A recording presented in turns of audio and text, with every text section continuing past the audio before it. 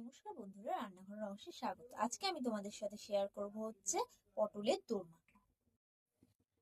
তার জন্য প্রথমে আমি এখানে কড়াইতে সর্ষের তেল দিয়ে দিয়েছি।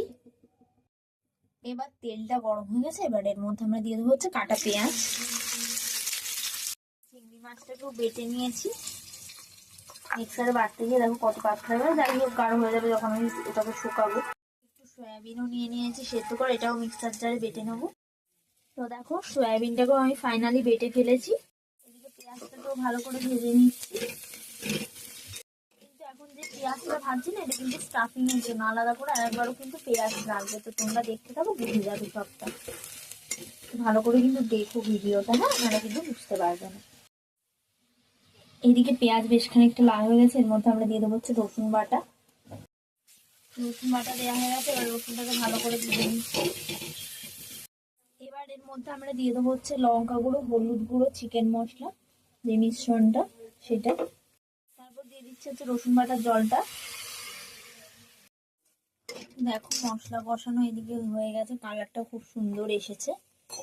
এই যে চিংড়ি মাছের পেস্টটা আমরা ঢেলে দেবো এর মধ্যে।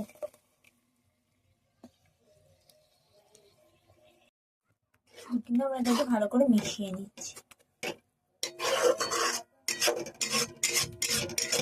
বুঝতে পারলেন যে এতটা পাতলা হয়ে যাবে, যাই হোক খেতে ভালো হলেই হলো।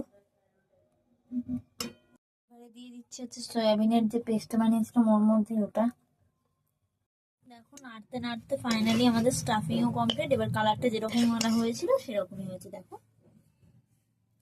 এতটা কিন্তু ড্রাই হবে, এ দেখো হাতে কিন্তু আটকাচ্ছে না।